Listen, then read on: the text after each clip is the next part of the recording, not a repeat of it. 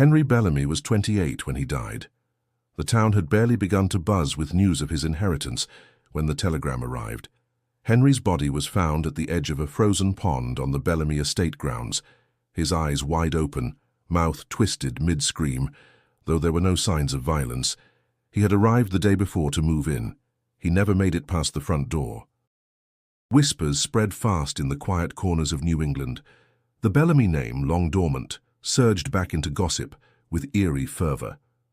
It wasn't just Henry. Every heir to the Bellamy fortune had met a grim fate before ever settling into the house. Not after, not years later, but just before they could call the place home. The coincidence was too precise, too cruel. For a century, the Bellamy estate had stood watching over the town from atop the fog-laced hill, its towering iron gates rusting beneath the rain, its windows shuttered like sleeping eyes. Locals crossed themselves when passing by. The air around it always felt colder, the birds quieter. But it was beautiful once, or so the elders claimed. A mansion built in 1861, crafted from imported stone and mahogany, its walls lined with oil portraits and velvet drapes. Now it stood like a monument to grief. The townsfolk tried not to speak of it, but they all knew the legend. How each Bellamy heir, full of promise and youth, had perished in strange, sometimes inexplicable ways, often within hours of arriving at the estate. The family would hold funerals but never explanations. The house would go quiet again until the next one came. Before we uncover what really happened inside the Bellamy mansion, make sure to subscribe to the channel for more haunting historical mysteries that linger in the shadows of time. Henry was the most recent and perhaps the most heartbreaking. An aspiring professor of literature, he'd spent years abroad before receiving word from the family's lawyer that the estate was now his. He returned with plans to renovate, restore the property, and open it to the public as a historical site. His friends described him as grounded, skeptical, uninterested in ghosts. That made his death all the more unsettling. The report was vague: no foul play, no injuries. He was found with his coat open, one hand in the snow, the other clutched tightly to his chest. A look of frozen terror still on his face. He never even took his suitcase inside. This tragedy reopened old wounds in town. They remembered Clara Bellamy, who drowned before her wedding day, or Walter Bellamy, gored during a hunting trip, and Samuel, the firstborn, who never even got to see the house finished. Each story had its own odd details, but the pattern was unmistakable. It raised questions no one wanted to ask aloud. Was the estate cursed? Was something inside choosing who lived and who died? The only certainty was this: the Bellamy estate did not welcome its own. It waited, silent and looming, for the next heir brave or foolish enough to try. As the winter wind howled through the trees and rattled the iron gates once more, the mansion remained what it had always been, a place of promise, tainted by tragedy. Henry Bellamy was only the latest name added to its growing list of losses, and even in death he would not be the last. The Bellamy name first echoed through New England in the mid-1800s, whispered not with fear but admiration. Charles Bellamy was a self-made industrialist, shrewd and brilliant, his wealth built on textiles and railroads. He was known to carry a silver watch and a folded newspaper at all times, and though his gaze was stern, his reputation was spotless. Alongside his wife Margaret, they built not only a fortune but a dynasty. It was Margaret who first envisioned the estate, a grand sanctuary far from the city's grime. She wanted a home that would last through generations, a place where her children could grow in refinement and legacy. In 1861, construction began.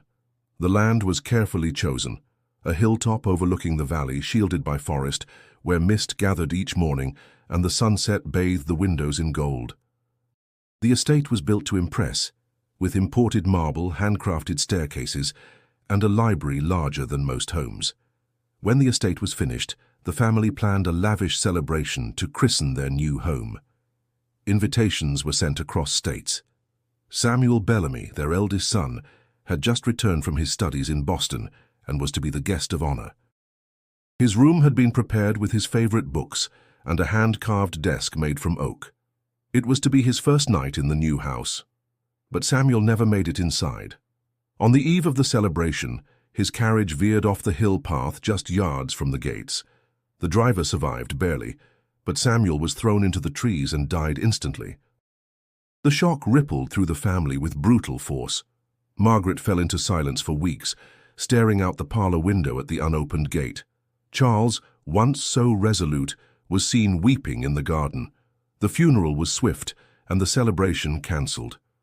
The estate, despite its splendor, felt hollow. The staff claimed the house groaned at night, as if mourning its first would-be heir. After Samuel's death, the Bellamys remained in the home, but something had shifted. The joy Margaret imagined never returned. Charles buried himself in work, and Margaret turned increasingly to spiritual practices, consulting with mediums and spiritualists who promised contact with the other side. She became obsessed with the idea that Samuel's soul had been taken, not lost, and that something beyond reason had claimed it near the gates. In the years that followed, the family expanded. 2 more sons were born, Charles Jr. and Walter, and a daughter, Clara. The estate grew quieter but no less grand. Guests still arrived, charmed by the family's poise and the mansion's allure. But they were warned gently not to ask about Samuel. His portrait remained in the hall, eyes fixed on the staircase, his smile faded with time. Servants, especially those from older families in town, began to share hushed stories. Some said they heard footsteps in the unused guest room at night. Others swore they saw a boy in the garden after dusk, dressed in 1860s finery, vanishing behind trees. Margaret dismissed the talk, but her letters from that period, unearthed much later, told another story. She wrote of nightmares, of cold spots in Samuel's room, and of a presence she could not name but could feel pressing against her chest each night. Despite her fear, Margaret refused to leave. "A mother must stay where her child lingers," she wrote once, "even in death." As the century turned, so too did the reputation of the estate. It was no longer simply a symbol of wealth and ambition. It was a place touched by tragedy, veiled in unanswered questions. Samuel's death had marked the beginning. The family would try to forget, but the house never would. By the 1870s, the Bellamy estate had regained a veneer of normalcy. Charles Jr., now in his early 20s, was being groomed to take over the family's business interests. Where Samuel had been gentle and introspective, Charles Jr. was commanding and ambitious. He was the one who insisted the house be reopened for gatherings, that laughter and light be restored to the echoing halls. For a time it worked. The estate once again hosted music, dinners, and polite conversation. But shadows once welcomed rarely leave. In 1878, a fire broke out in the study during a stormy night. The cause was never determined. Charles Jr., who had been reviewing ledgers near the hearth, was found lifeless among the embers. His body barely burned, yet his expression locked in a grimace of horror. The walls around him had not collapsed. There was no smoke in his lungs.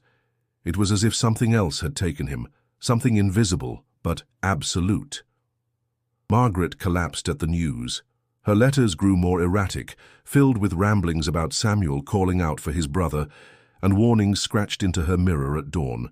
She began locking her bedroom door, lighting candles that burned all night. The staff was instructed never to enter the study again. 3 years later, in 1881, Walter Bellamy, the last surviving son, suffered what was officially deemed an accident. While hunting on the estate grounds with a friend, Walter broke away to follow a deer deep into the woods. A single shot was heard, followed by silence. When they found him, his rifle lay untouched beside him, his chest pierced by a wound no animal could have caused. The hunting companion fled town within days, never to return. At this point, the Bellamy lineage had taken on an unmistakable pattern. Each male heir, when nearing the inheritance of the estate, died under unusual or unexplained circumstances. Friends and acquaintances grew cautious. Marriages were postponed. Even letters began to arrive with hesitant phrasing, as if writing to the family itself brought misfortune. The whispers intensified. Margaret, by then a pale shadow of the matriarch she had once been, no longer left her room. Her meals were brought to her by a single maid, and only the priest from town was allowed to visit. It was during this time that her journals, later recovered from a locked drawer, took a darker tone. She believed something had been awakened when the estate was completed. Not merely a curse, but a presence, a watcher, something bound to the Bellamys by blood. Her most chilling entry read, "It does not want the house empty, but it will not suffer any heir to rule it either. It punishes permanence." She began referencing cold drafts moving against the wind, voices that spoke only when she was alone, and eyes behind her reflection. At night, she claimed to hear Charles Jr. pacing the halls, his footsteps stopping outside her door, always just before sunrise. Yet when the maid was asked, she insisted the upper hall had remained silent. Margaret's descent into fear and spiritual paranoia did not go unnoticed, but it was explained away as grief, perhaps dementia. Few dared to challenge her. The Bellamys still commanded power, and questioning their stability was considered a dangerous offense. Meanwhile, the estate itself began to take on a different presence. Visitors described a heaviness, a subtle oppression in the air. Candles flickered without wind. Children cried near the gates without knowing why. Horses refused to approach the front path. Despite it all, the Bellamy name continued. But the house had claimed 3 heirs in less than 2 decades, and Margaret, once so full of dreams and pride, now watched from her window in silence, waiting for something no one else could see. Whatever haunted the estate did not rest. It merely waited for the next Bellamy to cross the threshold. As the 1890s approached, the estate had grown still. Margaret Bellamy, aged and grief-stricken, rarely left her quarters. Her surviving daughter, Clara, became the family's sole visible presence. Where her brothers had been groomed for business, Clara had been raised to embody poise and resilience. She inherited her mother's sharp eyes, her father's intellect, and something deeper, a kind of defiant melancholy that clung to her like perfume. Though the tragedies had made the family reclusive, Clara remained a figure of fascination in town. She would occasionally be seen riding through the valley, her posture straight, her face unreadable. Some said she was haunted, others said she was simply proud.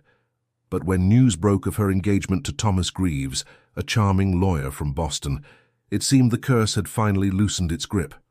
The wedding was to take place in spring. Thomas had visited the estate once, walking its garden with Clara under a canopy of flowering dogwoods. He reportedly remarked that the house felt quiet but lovely, and suggested building a music room in the south wing. Clara smiled, said nothing, and later that evening requested her bedroom be moved to the far side of the house. Preparations began. The house saw its first flurry of activity in years. Fresh linens ordered, crystal chandeliers cleaned, fireplaces scrubbed for guests. For the first time since Walter's death, laughter returned to the halls, timid, fleeting, but present. Then came the rain. A week before the wedding, Thomas left Boston to join Clara at the estate. He never arrived.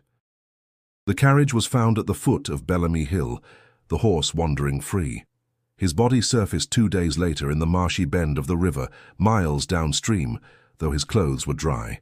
His shoes were missing, and his eyes were open. No sign of struggle, no explanation. Clara collapsed when the news reached her. Her screams were heard from the main staircase to the garden wall. Servants said she didn't speak for 3 days, only sat in her dressing chair, staring at her reflection. On the 4th morning, her wedding dress was found laid across her bed. Clara was hanging from the archway of the West Hall, a white ribbon tied around her neck. She had left a single note. "It never wanted us. I see that now." The town mourned, though by then the deaths felt almost expected.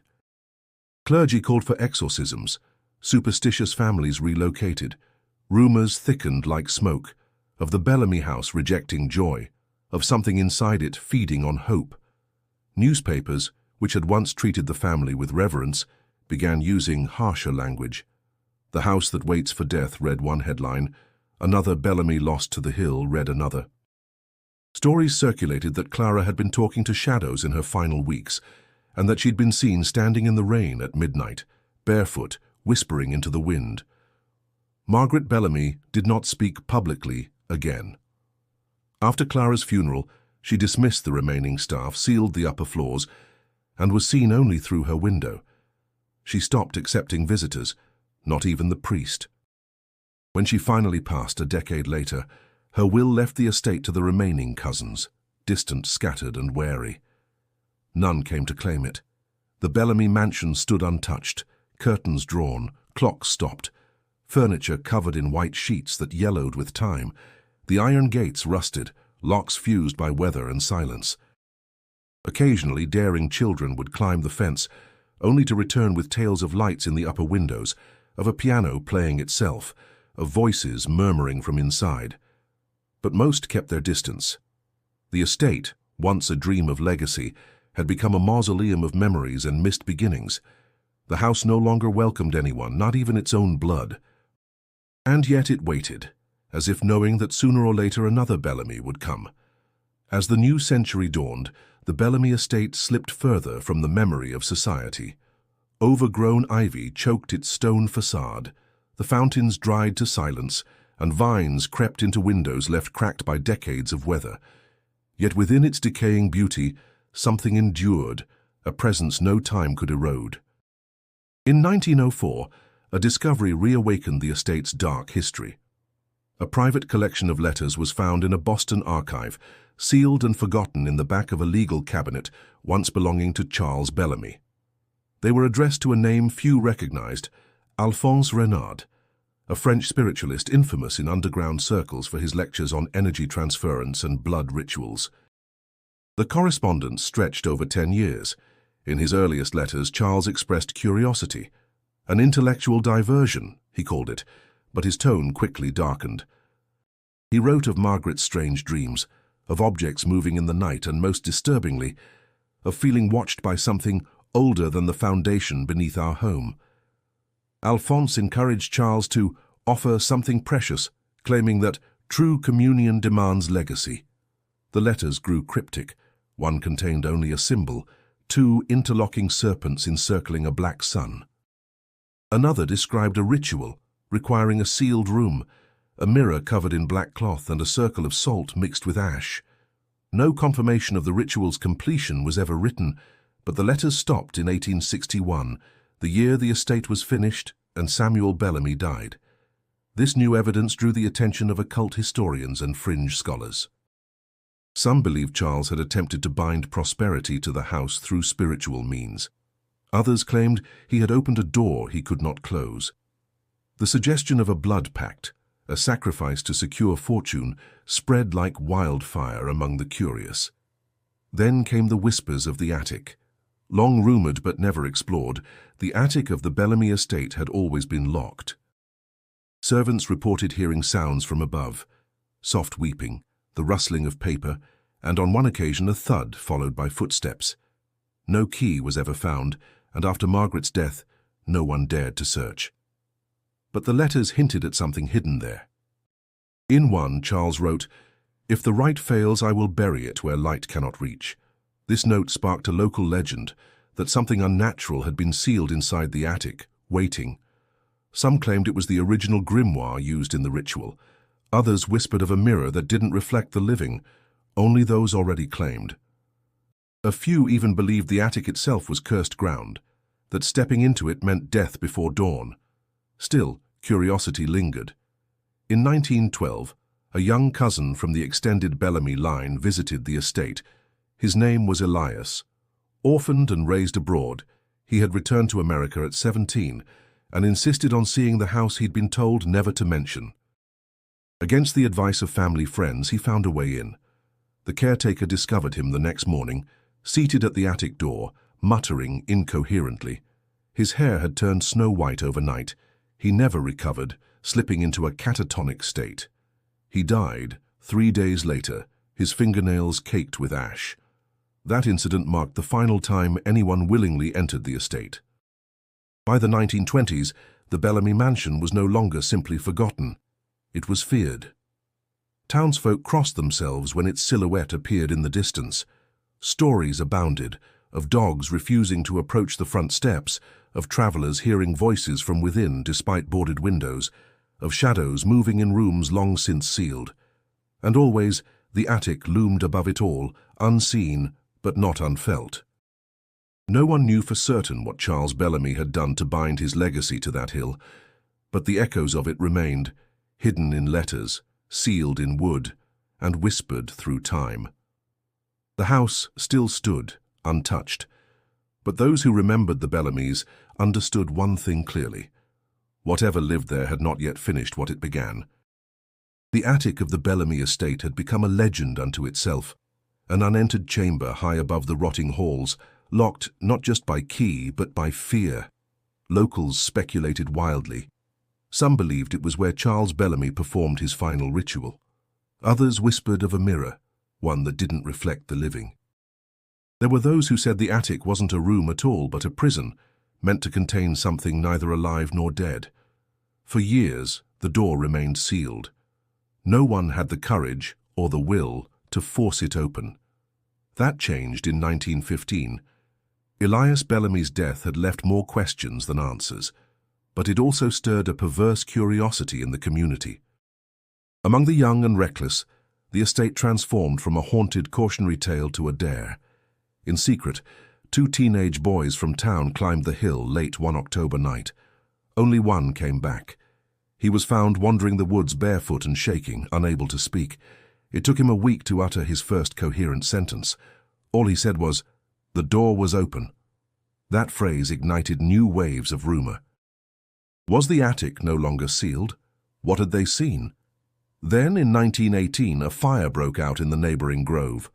While containing the flames, workers reported seeing light flickering from the attic window of the supposedly empty Bellamy estate.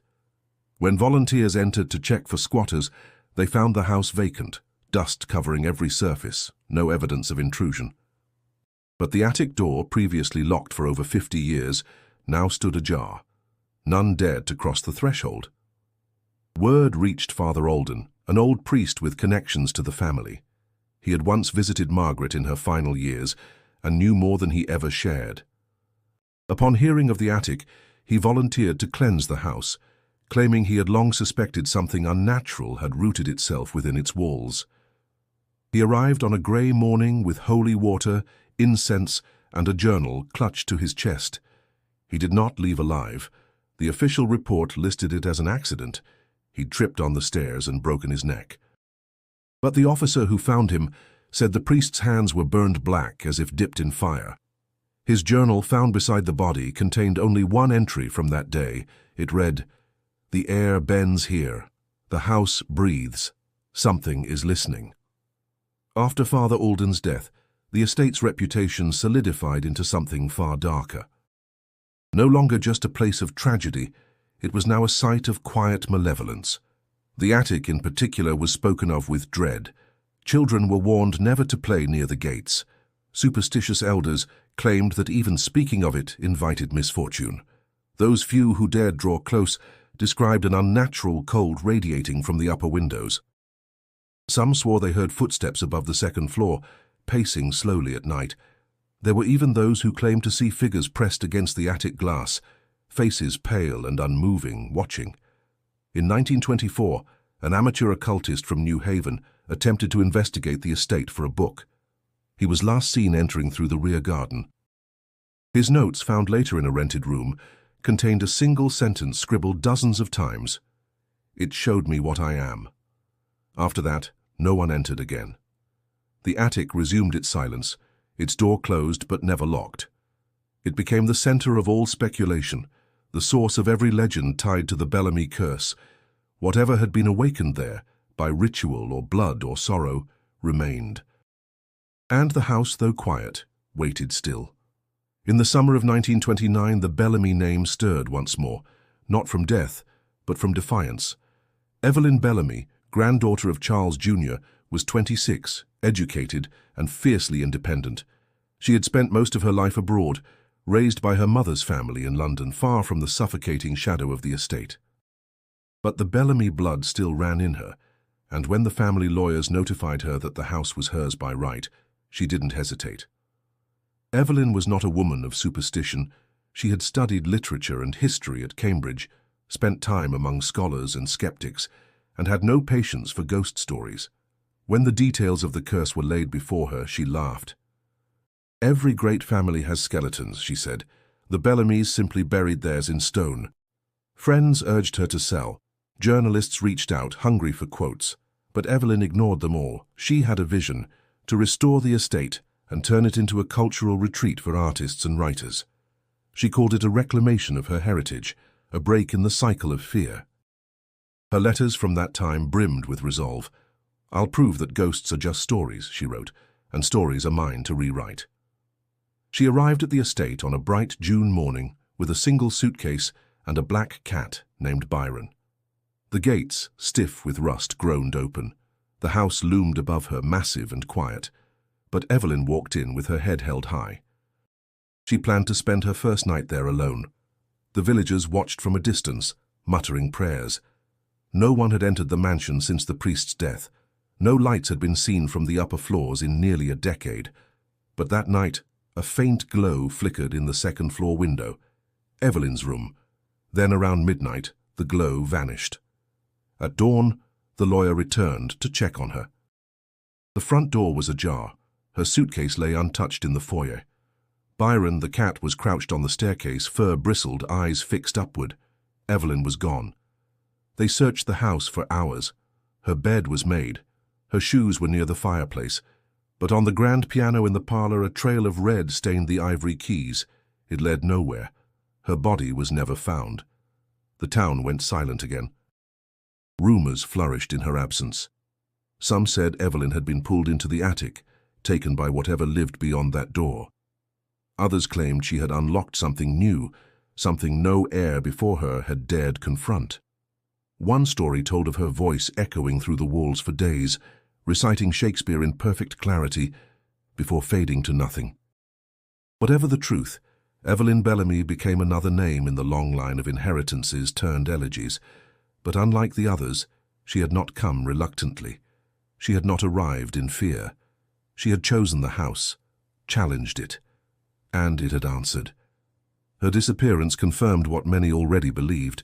The estate was not merely cursed, it was alive in its own way, and it did not forgive intrusion.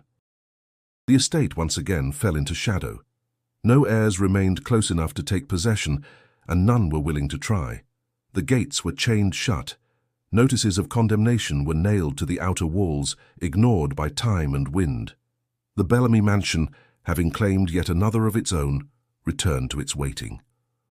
But this time there was something different in the air, an intensity, a sharper edge to the silence, as if the house had tasted something it had long hungered for, something bold, something new.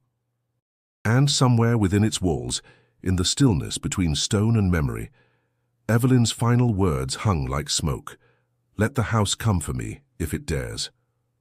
After Evelyn's disappearance, the Bellamy name fell into ruinous silence. There were no more heirs close enough to claim the estate, and those distantly related refused to acknowledge its existence. The property passed through bureaucratic limbo, entangled in legal dust, yet none dared touch it. The house, so grand in its design, became a monument of unclaimed grief. Years passed. Vines swallowed the marble columns. The roof sagged under the weight of neglect. Still no one broke in, not even the desperate. But in 1933, as the Great Depression tightened its grip on the country, desperation finally climbed Bellamy Hill. He was a war veteran, nameless in the records, known only by a few locals who saw him pushing a broken cart down the main road. He arrived in early winter and was said to be looking for shelter. They warned him of the house, told him it was cursed. But hunger dulls fear, and snow had already begun to fall. He slipped through a broken panel in the kitchen door. Smoke curled from the chimney that night for the first time in years. For 3 days, no one saw him. Then, silence returned. A local boy climbed the fence and peered through a crack in the parlor window. The fireplace had gone cold. The chair near it was overturned. The only sign of the man was a small bloodstain at the threshold to the staircase. He was never seen again. Authorities were called, but no search was conducted. The deputy refused to enter. "The house swallows the bold," he said, and locked the gate himself. The legend transformed once more. It no longer mattered whether the intruder had Bellamy blood. The house had begun choosing. It was no longer only tied to inheritance. It responded now to intrusion, to presence, to defiance. Locals stopped referring to it as the Bellamy estate.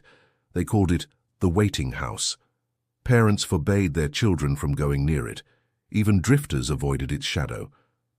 Yet on some nights, always cold, always windless, passers-by reported seeing lights flicker across the third-floor windows, like someone pacing with a candle. Faint music, a piano perhaps, could be heard on occasion, though none could place the melody. One woman claimed she saw a figure in the garden just before dawn, barefoot, long hair, eyes reflecting the moon. She said it looked like Clara Bellamy. Another, years later, swore she heard a woman's voice from the upper balcony saying, "We are still here." But the most chilling stories came from the children, those who claimed they dreamed of the house long before they knew its name. In those dreams, they said, they walked the halls, heard voices whispering their full names, saw portraits of people they'd never met calling out to them. One boy woke screaming, saying, "The mirror knew my face." These stories filtered into the town's folklore, becoming cautionary tales told in low voices over campfires. But among the older residents, fear was not theatrical. It was palpable, deep-rooted, a kind of reverence for the estate's quiet malice. By the late 1940s, Bellamy Hill had become a no-man's land. Surveyors who came to evaluate the estate for public auction withdrew their bids. One claimed his compass spun violently as he approached the property. Another walked the perimeter and suffered a seizure that night, his first ever. He never returned to work, and so the mansion remained untouched, a relic from another age, a house built with intention, preserved by fear. It had outlasted wars, outlived families, and resisted time. There were no heirs left to claim it, no officials brave enough to dismantle it. Yet the air around the estate felt charged, like something long dormant had begun to stir once more. In 1950, the Bellamy estate was rediscovered, not by family but by inquiry. Richard Hale, a quiet, sharp-minded historian and folklorist from Hartford, arrived in town with an old briefcase, a tape recorder, and a fascination for forgotten places. He had spent years cataloguing obscure tragedies and architectural anomalies throughout New England, but nothing had prepared him for what he would find atop Bellamy Hill. He was drawn in by a pattern, a chain of deaths too precisely timed to be coincidence, too eerily aligned to be ignored. What began as an academic curiosity soon unraveled into obsession. The more Hale uncovered, the more certain he became that the Bellamy estate was not merely a haunted house, but a kind of nexus, a place where something larger, darker, lingered just out of reach. He started with public records, birth and death certificates, property deeds, newspaper archives. Then came the oral histories, interviews with aging townsfolk who had known the Bellamys or heard their stories whispered through generations. Most were reluctant, some refused entirely, but a few talked, and what they shared was chilling. Each heir who had died had done so on the cusp of claiming the house, never days or months later, always within hours. Some hadn't even stepped inside. It was as though the estate itself rejected them, as if entrance meant judgment. Hale mapped the incidents on paper, connecting the dots. He noticed alignments, deaths near solstices, on new moons, or during significant family anniversaries. He studied the terrain, noting that the hill's natural shape formed a near-perfect pentacle when viewed from the air. Even the stream that curved behind the house twisted into a spiral. But it was when he got access to Margaret Bellamy's personal correspondences that the tone of his investigation changed entirely. She had written of dreams shared with her children, of a mirror that moved reflections a heartbeat out of sync, of a sound like wind, but with breath. She referenced the room above the third stairwell and wrote, "I cannot say what it wants, only that it waits." Hale's breath caught when he found those lines, because a similar phrase had appeared in Evelyn Bellamy's last recorded note. "It never wanted us. I see that now." This overlap deepened his conviction. This was not random. It was ritualistic, intentional. He traced back further, beyond the immediate family, and discovered something else. Charles Bellamys travels to Louisiana in the 1850s. There he had met with esoteric figures, known members of a fringe movement that believed in spiritual inheritance through blood contracts. Heir found references to a cult-like group calling themselves the Bound Circle, whose doctrine spoke of binding legacy to flesh and feeding stone with promise. The last known member of this group disappeared in 1861. The same year the Bellamys estate was completed. Heir returned to the house, determined to explore it himself. He contacted the county, petitioned for temporary access as a historical researcher, and to his surprise, the request was approved. Perhaps they believed the curse would skip a man not of the bloodline. Perhaps they no longer cared. He entered alone, notebook in hand, and stepped through a door untouched by living fingers in over 2 decades. The air inside was dry and heavy, and every footstep stirred dust that seemed to breathe. In his recordings, Heir's voice grows softer with each entry, his sentences disjointed. He notes cold spots that moved beside him, sudden migraines, and a persistent feeling of being watched. He speaks of hearing music, soft piano chords rising from the floor above. He references portraits changing expression. The final tape ends abruptly, but the last thing he says is unmistakable. "The house remembers me. I think it's learning." By the time Richard Heir's last tape ended, the town had already begun to whisper. Something about his silence felt different.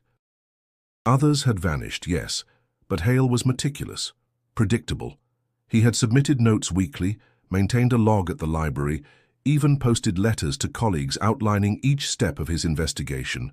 When those stopped, the unease was immediate.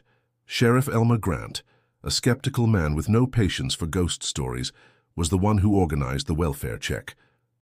He went up the hill with 2 deputies, both reluctant, both armed. What they found would never make the papers. The front door hung half open. Dust still coated the foyer, untouched.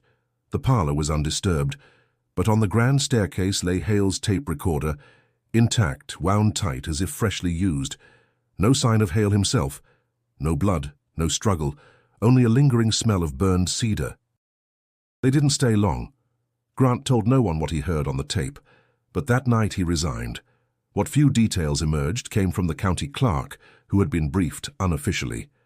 Heir's final days in the house, she said, were marked by increasingly bizarre entries in his journal. He claimed the walls had shifted slightly overnight. That mirrors reflected rooms not visible from the rest of the house. He described waking in a hallway that shouldn't have existed. One entry read, "It's folding space like paper. It's learning how to move." Then came the drawings, charcoal sketches of a room with no corners, of doors suspended in mid-air. One depicted the attic door standing open, but behind it was not wood or insulation, but darkness threaded with stars. Heir labeled it, "The Mouth." The final journal page was torn. Only one phrase remained at the bottom, written 3 times.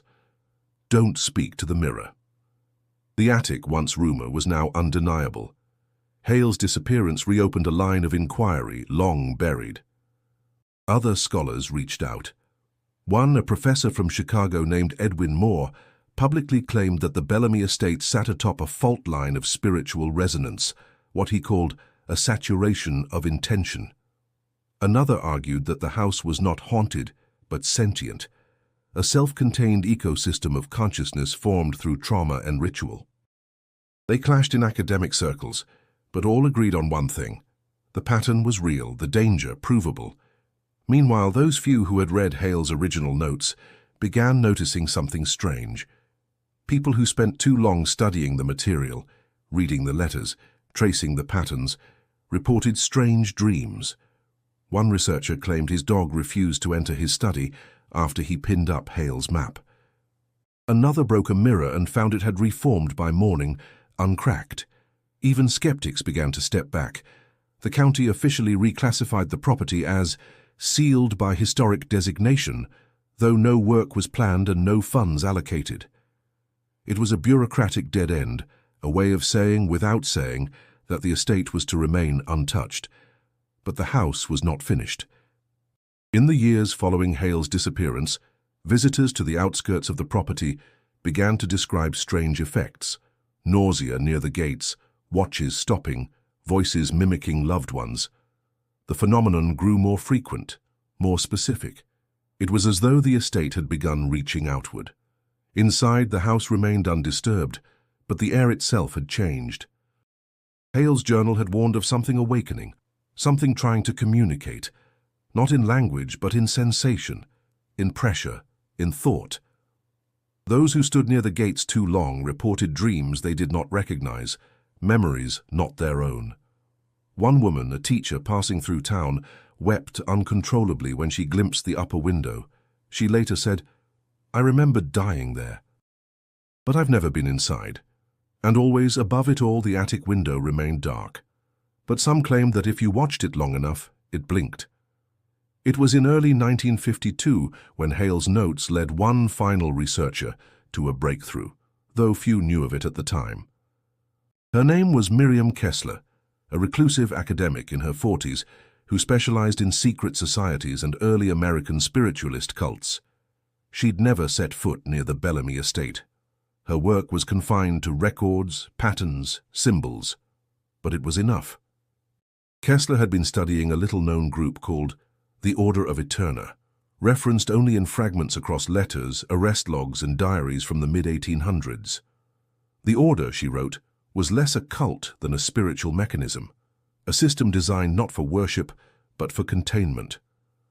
Its members believed in something they called continuance, the idea that death could be suspended or rerouted if legacy was properly transferred. Their rituals were precise, always tied to bloodlines and inheritance. They used locations, houses primarily, as vessels to anchor intent. The structure itself, they believed, could carry consciousness beyond death. But the cost was steep. For the system to remain intact, a toll had to be paid, an offering at the moment of transition. And the offering had to be kin. What startled Kessler was a mention in one letter from a former member, a reference to the boy given on the hill to bind the stone with the name, the date, 1861. The same year Samuel Bellamy died. Kessler pulled every legal document she could find, the original land purchase, property tax filings, birth and death certificates. She confirmed what others had missed. Charles Bellamy had acquired the land just weeks before Samuel's fatal accident, and on the very night of the house's completion, a notation in the town ledger marked a sudden payment to an anonymous clergyman from New Orleans, a city deeply entwined with esoteric ritualism. The implication was horrifying. Charles Bellamy had made a bargain. He had offered his firstborn, perhaps not deliberately killed, but surrendered, to the will of a force he had helped anchor within the estate. The house itself was not merely cursed, it was empowered, fed. And the terms of its existence required the continuation of that original transaction, each heir offered, consciously or not, in a reaffirmation of the pact. The deaths weren't a side effect, they were maintenance. It would explain why none ever lived in the house, why every heir perished before fully inhabiting it, why even those who entered without claim, like Evelyn, like the squatter, were subject to its hunger if they stayed too long. The estate had become a mouth that only recognized one flavor, Bellamy blood. And the attic, Kessler suspected, was the anchor point. The letters Hale referenced, the ones between Charles and Alphonse Renard, mirrored terminology used by the Order of Eterna. Phrases like threshold space, the keeper's mirror, reflection beyond name. Kessler proposed that a mirror in Bellamy terms wasn't just glass, it was a metaphysical aperture, a window not for light, but for essence. She concluded her report with a stark warning: if the bloodline ends, the house must sleep. But if ever awakened with new claim, God help the one who bears the name. The document never reached publication. Kessler vanished 2 weeks after submitting her manuscript to the university archive. Her apartment was found empty, a single phrase scrawled on her bathroom mirror in red ink: "I saw myself, it wasn't me." The university buried the report. To this day, it exists only in microfilm, labeled under architectural theory. But the few who've read it understand the terrible truth it holds. The Bellamy estate was never meant to be inherited. It was designed to endure. In 1960, after years of silence and bureaucratic neglect, a letter arrived at the county office bearing a crisp seal and an unexpected name, Judith Marsh. The envelope was thick, the handwriting meticulous. She claimed direct descent from Margaret Bellamy's sister, technically not a Bellamy by surname, but undeniably of blood. She had spent years abroad, unaware of the estate's existence, until stumbling upon it in a family history project. Now she wanted to claim it. The letter caused unease. The estate had long been marked as condemned, a forgotten wound the town had learned not to touch. But her claim was legal, her lineage intact. There was no provision to deny her. Reluctantly, the officials relayed the news. The Bellamy estate had an heir again.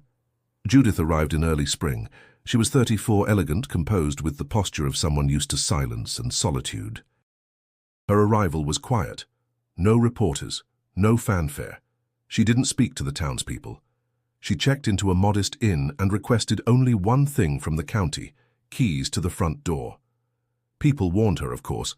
Locals approached with caution, sharing the stories, begging her to reconsider. But Judith was not easily swayed. She claimed no belief in curses.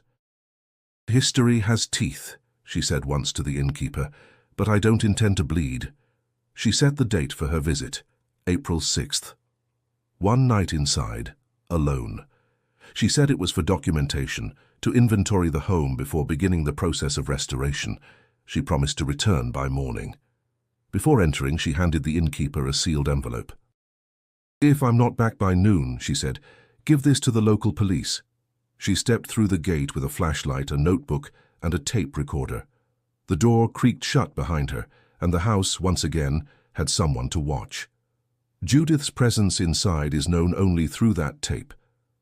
Found 2 days later on the estate's front steps, rewound to the beginning, its black plastic casing stained faintly with something dark. The tape was delivered to authorities, who refused to comment on its contents, but a copy surfaced later, transcribed unofficially by a state archivist. The first hour is uneventful. Footsteps, gentle observations, notes on the furniture, her voice calm. Then things begin to shift. She reports a smell like old smoke and salt, mentions feeling watched. At one point she says aloud, "The mirrors are all wrong. They show the room but not me." She chuckles, then grows quiet. 2 hours in, her breathing grows shallow. She whispers, "The stairs just changed. There's a hallway here now." A pause. Then, "There's no ceiling in this room. Only sky." Near the end of the recording, her voice changes.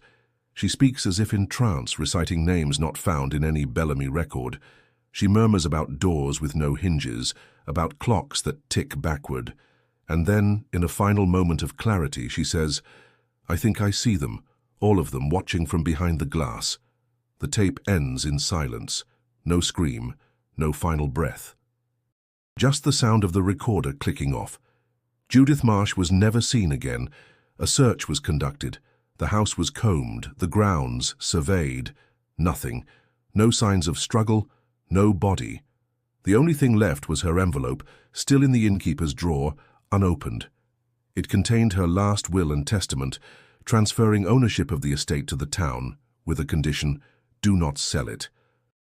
Do not enter it. Let it stand and let it sleep. But something had been awakened, and sleep would not come easy. Judith Marsh's final night inside the Bellamy estate was never witnessed, only reconstructed, piece by piece, through sound. The recovered tape, though degraded, captured what no witness could have survived. It began calmly, with her steady steps echoing off the marble floors, her observations clipped and professional. But as time slipped past midnight, her voice grew slower. Her tone softened, as though something around her had begun to absorb her. At 1 hour and 43 minutes into the tape, Judith speaks again. "There's a mirror in the attic. It's uncovered. No record exists of her climbing the stairs, but the shift in the acoustics confirms she's on the top floor. Her steps are softer now, hesitant. The creaking beneath her feet sounds uneven, as though the boards don't trust her. I'm standing in front of it. I'm not alone." Then silence. A full 43 seconds pass with no sound. And then, they're all here. Her voice is hollow. She doesn't sound frightened, she sounds mesmerized. Clara is humming. Evelyn is crying. Elias he's scratching the floor. The priest, he's missing his hands.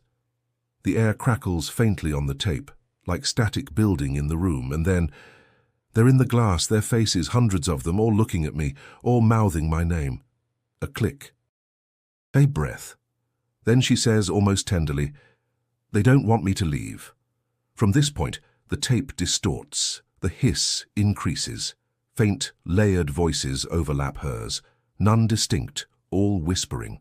The language is unclear, but one word repeats: inherit. Judith resumes speaking, her voice almost mechanical. "I see the root. The first one. Charles. He's kneeling before a stone, drawing a circle in blood. Samuel's crying behind him. Margaret is watching from the window, hands over her heart. She knew, and stayed anyway. Her words spiral. She begins naming names, some known, others lost to time. Walter, Clara, Evelyn, Henry, the others, the ones before the records. Another pause. They scream, but not with sound. Their mouths are wide, their eyes gone. They show me my place. It's already drawn. My silhouette is there, cut from the wall. It fits perfectly. Then a sound no one could explain, a deep humming resonance.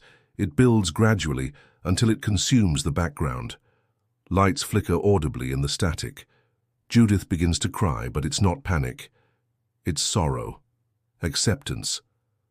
I thought I could end it. I thought I could walk in and change the story, but the story already knows me. It's been waiting. I am not Judith. I am the last line. She gasps. They're stepping out, one by one, from the mirror. The room is smaller now. The ceiling is lower. The walls are breathing. The humming stops. For a moment the tape is clear again, then her final words. Tell them it's not the house. It's the promise. Silence follows. 5 minutes of dead air. Then the recorder shuts off. That was all investigators recovered. No body, no belongings, no trace of Judith Marsh. Yet days later, a maintenance worker spotted something odd from the southern side of the property. A faint glow behind the attic window. The curtains were open for the first time in over a century. Locals began to speak of dreams again, not of the house, but of Judith, standing at the top of a staircase, hand extended, her mouth moving with no sound. Some swore she could be seen in reflections, shop windows, silverware, still water, never moving, always watching, and always waiting. 2 days after Judith's disappearance, a county maintenance crew arrived to finalize the estate's lockout order. The building was to be sealed indefinitely, the gates re-welded and all legal access revoked. But when they approached, something was different. The air around the property was still, suffocatingly dense. Birds that usually circled the treetops were gone. The flowers that had once struggled to grow near the gates had withered overnight. And at the top floor, visible even from the road, the attic window was open. No one had opened it in over 100 years. The men hesitated but approached. The keys they'd brought wouldn't turn in the lock. The metal had warped. One tried to force the door, but the handle came off in his hand, rusted through.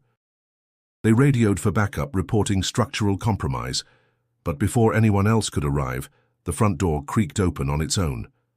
None of the men stepped inside. Instead, they circled the property, documenting the condition. Everything was decaying, stone crumbling, wood split, glass fogged with grime. Yet the attic window remained clean, polished, reflective. That night, the town felt the shift. People reported nightmares, sharp, vivid, shared. Dreams of being inside the house, walking halls that stretched into blackness, seeing names carved into the walls in their own handwriting. A child in the schoolhouse screamed upon seeing her reflection in a classroom window, claiming the lady was inside it.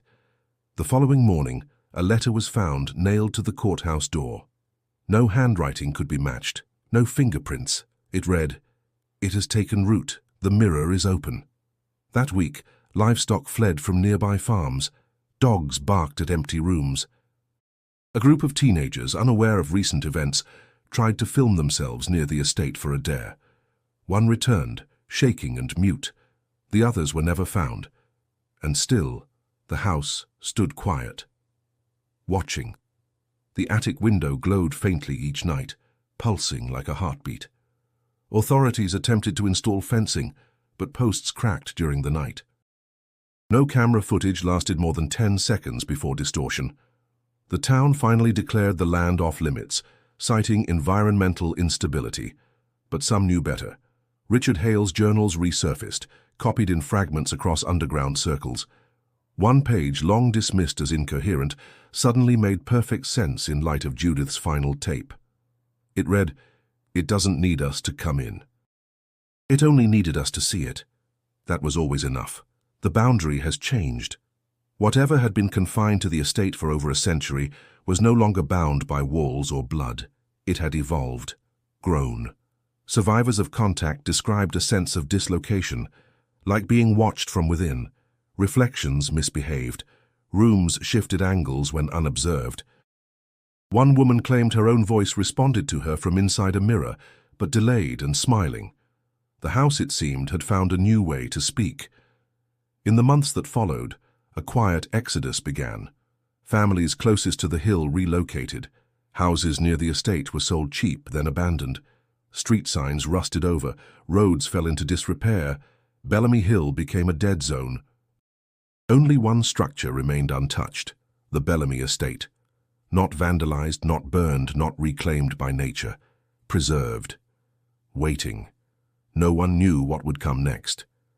But everyone agreed on one thing. The house had never truly wanted heirs. It had only needed a vessel, a reflection, a name to carry. Judith gave it that.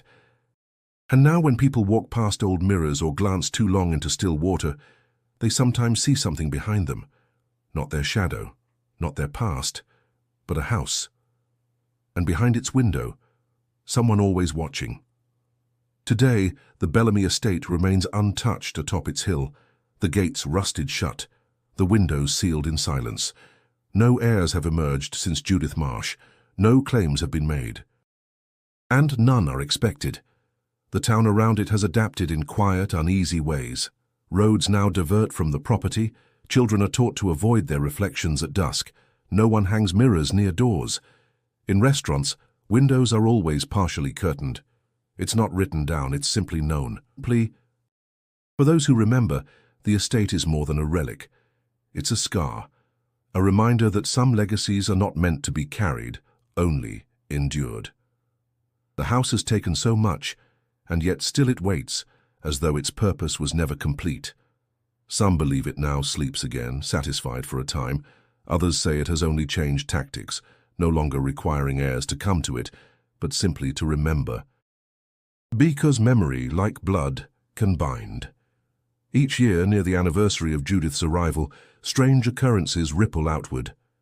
Electronics glitch. Clocks stop at 11:43 p.m., the time her voice was last heard. Travelers unfamiliar with the area report nausea near the hill, and a few, always strangers, always alone, claim they've seen the front door open. Those who know the stories never ask what happens to the ones who go in. Attempts to demolish the estate have quietly failed. One proposal, filed in 1963, vanished mid-review. The architect later reported waking in a hospital, unable to recall the last 3 days. Another attempt in 1970 resulted in the mysterious deaths of 2 contractors before work began. Since then, no efforts have been made. What remains is a structure frozen in time, preserved not by care but by fear. No ivy climbs its walls now, no birds nest near its eaves. Nature itself recoils. And within, if rumors are to be believed, Judith still walks the halls.